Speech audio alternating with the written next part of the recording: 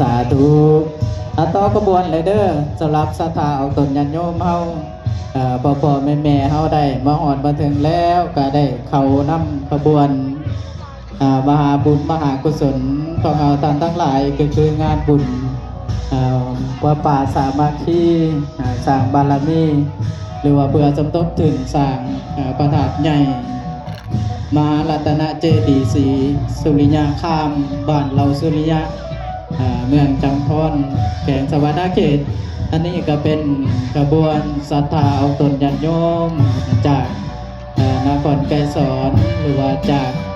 ต่างบ้านต่างเมืองเนาะแขวงสวรรณเขตของเขาก็ได้เคลื่อนมาหอดมาถึงแล้ว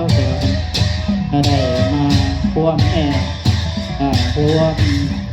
เอาบุญเอากุศลนับกันเนาะศรัทธาเอาตนญาติโยมก็ต่อแทนได้เลยเด้อสำหรับเจ้าพ่อเจ้าแม่เฮาศรัทธาพ่อแม่พ่อแม่เข้าต่างบ้านเราต่างบ้าน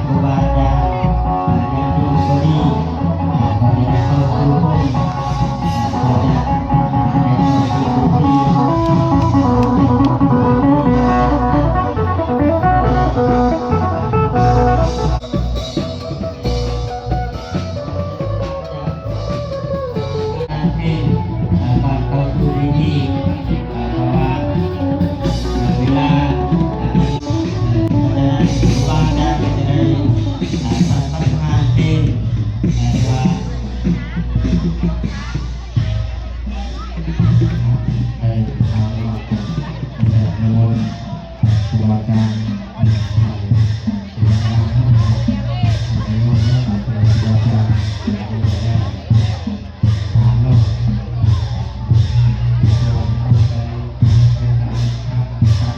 ว่าเตี้ยก็ได้ตัวการเอาทีมงานเนี่ยรวมทั้งการ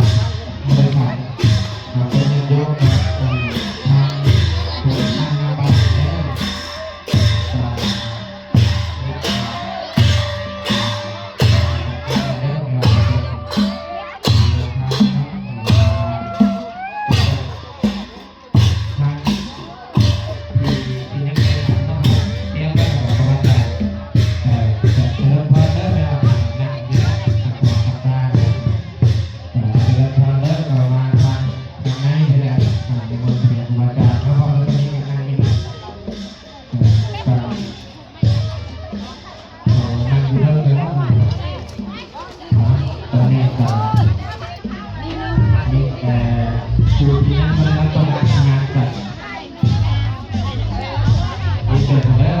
สื่อเสียงเรียงนามให้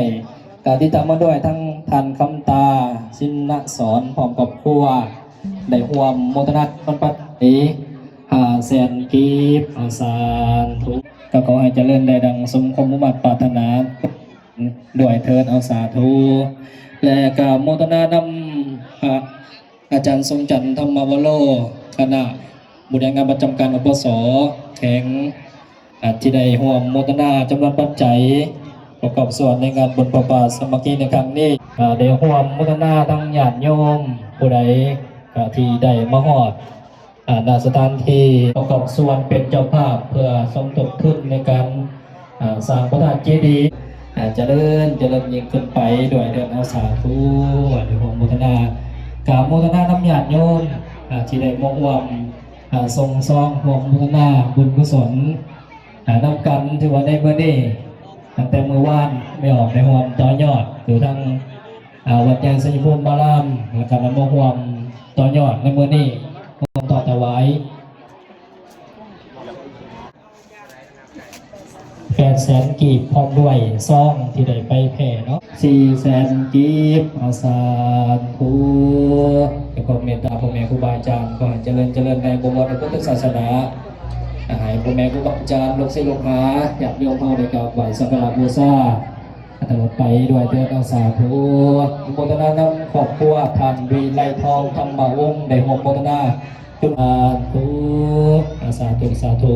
เป็นบุญเป็นกุศลเด้อทั้งญาติโยมร่วมโมทนาความต่อยอดความแผ่น้ำกัน